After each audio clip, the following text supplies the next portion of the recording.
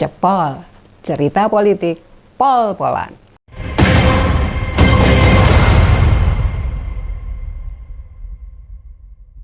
Diobok-obok airnya, diobok-obok. Ada anak-anak kecil-kecil pada mabok. Disemprot-semprot airnya, disemprot-semprot. Kena semprot muka papa jadi malu lagi. Ayo, ada yang tahu lagu ini nggak? Udah lama sih. Tahun 90-an, dulu penyanyinya masih anak-anak. Sekarang udah gede. Kali ini izin ya liriknya saya ganti. Maaf ya kalau jogetan saya tadi tidak sebagus jogetan siapa ya yang lagi viral mungkin kemarin ya. Terkesan saya sama lagu ini. Kok ya nyambung sama situasi politik saat ini. Apa-apa itu tiba-tiba ngetren. Istilah yang muncul selain dari kata cawe-cawe. Intervensi. Nah itu. Intervensi. Setiap orang tua ya sudah sewajarnya punya kewajiban merawat, membimbing, menjaga anak-anaknya. Apalagi ibu-ibu dari sejak janin, bayi, balita, masuk TK, dianterin. Saya aja ingat waktu saya masuk TK nangis ditinggal ibu saya, cuma diantar di pintu. Masuk sekolah sampai kuliah, sampai nanti nikah, ya orang tua yang punya peran penting membentuk pribadi seorang anak. Barusan muncul lihat di berita, anak SMP atau SMA ditegur guru, ngadu ke orang tua. Malah siswa ini ngajak gurunya duel, adu jotos. Seru kan? Kalau kita jadi orang tua, apa sih pilihan kita? Reaksi kita nyolot, ikut belain anak, tanpa lihat dulu duduk perkaranya. Wah, yang ada ya anak-anak terbiasa manja, nggak terbiasa menghadapi masalah secara mandiri. Akibatnya tidak siap menghadapi tantangan untuk menjadi generasi yang tangguh. Kali ini coba perhatikan proses perjalanan dan usaha Mas Gibran ketika masuk ke panggung politik. Positif, positif. Mengapa? Kita berharap dia tidak mengandalkan orang tuanya. Tapi kesini kok sepertinya jabatan cawapres itu belum tepat ya buat Mas. Nah bagaimana? Si bapak terlihat kentara sekali cawe-cawe, ngopo-opo. Si bapak yang masih menjabat sebagai presiden, yang masih punya wewenang sebagai kepala negara dan punya kekuasaan. Kalau memang dianggap belum mampu, terus orang tua nyampuri, ngopo-opo supaya anak jadi nyaman, digembleng secara instan supaya berani, ya bertumbuhnya terkesan dipaksakan. Ajang pemilihan presiden itu panggung orang-orang dengan mental dewasa. Kalau memang dipaksa begini, bukannya justru terpaksa jadi bahan tertawaan orang banyak. Kita yang punya pikiran dewasa kayak merasa aneh, mikir, gimana sih bapak ini? Belum waktunya tetap ngotot. Akibatnya mengikuti perkembangan politik akhir-akhir ini mengesankan Gibran jadi korban pilpres sebelum dia resmi ditetapkan KPU sebagai cawapres. Coba kita cek. Rentetan atau daftar Mas Wali jadi korban seputar pilpres. Dia korban bujuk rayu Ketua Umum Partai Gerindra sebagai kader PDIP yang partainya juga bukan partai kaleng-kaleng loh. Sampai bersedia ninggalin kan, itu korban bujuk rayu. Masih ngakui kok, nggak kehitung Pak Prabowo minta jadi pendampingnya.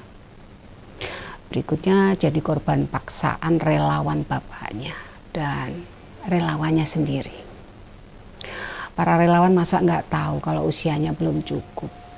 Main hajar aja, baliho di mana-mana.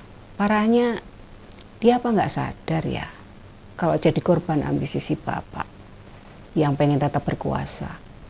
Padahal sebelumnya sudah bilang usianya nggak cukup, pengalamannya kurang. Faktanya larangan itu hanya mau lambe turah. Buktinya sekarang dicegah. Yang ada malah nggak konsisten dengan ucapan sebelumnya. Siapa sih yang menyerukan ojo kesusu, ojo grusa-grusu. Jebul lanjutannya, anakku pengen melu. Setelah ikut, nggak ada lagi tuh kalimat ojo kesusu, ojo grusa-grusu.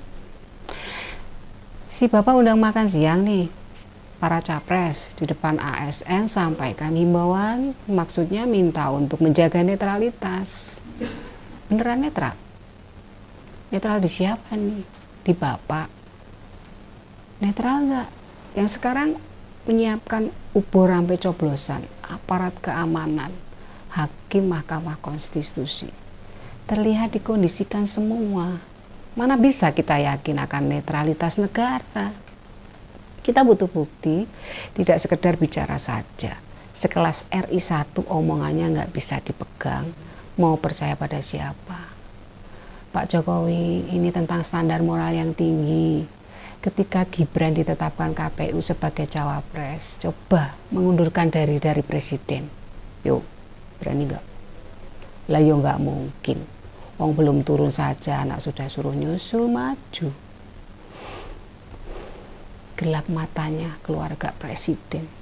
Ikutan lagi sang paman. Pasang badan buat sang keponakan, terus hukum dimainkan. Enggak kepikir tuh gimana gejolak batin paman Anwar Usman. Dia hanya ipar, bukan saudara. Belain sampai kayak gitu. Lagi-lagi Gibran jadi korban dari paman yang pengen keponakannya berkuasa. Ada pandangan bonus demografi sudah di depan mata. Bila kita tidak menyiapkan generasi muda, maka mereka akan jadi beban negara. Tapi dengan nyelundupin Mas Wali ikut kontestasi, ya enggak gitu juga kali. Diharapkan dia bisa disebut mewakili atau representasi generasi muda di politik. Ya enggak. Masih banyak politisi lain yang lebih mumpuni, cerdas, berkarakter. Siapa mereka? Memang karena bukan anak presiden ya nggak kelihatan prestasinya. Contohnya Diko Geninduto, Bupati Kendal. Hanindito Humawan, Bupati Kediri. Dia Hayuning Pratiwi, Bupati Purbalingga. Masih banyak lagi. Mengapa mereka jarang disebut? Kekurangan mereka, satu, mereka bukan anak presiden. Lihat, Mas Bobi yang sekedar menantu, jarang muncul di berita. Banyak menteri yang mengalokasikan anggaran mengucur ke Solo. Mengapa?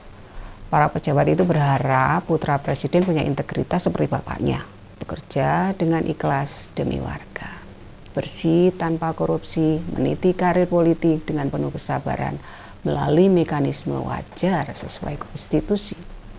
Apakah baru muncul sekarang ketika tanpa teding aling-aling mempertontonkan ambisinya untuk mengokohkan kekuasaan? Saya tuh terenyuh lihat Pak Basuki sampai menitikkan air mata. Bu Sri Mulyani dengan berani mengkritik program milik Gibran. Pak Sandi masuk Dewan Pakar, TPN, tim suksesnya Pak Ganjar, dan yang lain, dan yang lain. Lingkaran terdekat Pak Jokowi yang seakan terheran-heran, tidak percaya. Gini ini bukan representasi generasi muda yang baik, karena karbitan, paksaan, instan, dongkrakan, gotongan. Pak Prabowo dia mau maju dengan syarat putra sulung presiden yang didampingi. Dikira kita ini milih disebabkan faktor nama, faktor keturunan, asal ada bau Jokowi kita dukung. Kita ini yang dianggap pendukung setia Pak Jokowi, capres yang diusung koalisi Indonesia Maju itu ngira begitu. Padahal jauh banget, keliru ekspektasinya. Dalam hal dukung-mendukung kita ya mikir soal kinerjanya, bukan cuma nama, bukan individu orangnya. Pak Prabowo nggak sadar, dia nggak merasa rakyat sedang menarik dukungan. Lah, yang dia temui relawan, seputar kader, seputar simpatisan. Para anggota ormas yang pro koalisi Indonesia Maju yang lingkup suasananya mengelilingi dia dengan yel-yel, hidup Prabowo.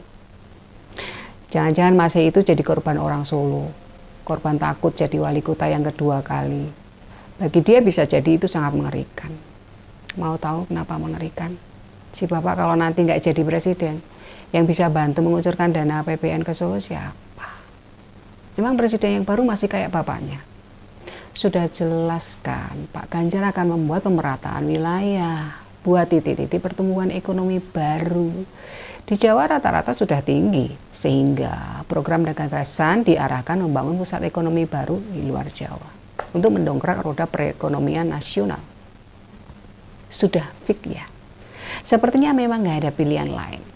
Seperti itu, memilih rela menjadi korban dengan menerima posisi cawapres yang lebih menenangkan batinnya atau setidaknya menuruti kersonya ayahanda terhormat, melayani kemauan capresnya, mengikuti dukungan relawannya dengan tidak mempedulikan kehendak dan suara rakyatnya.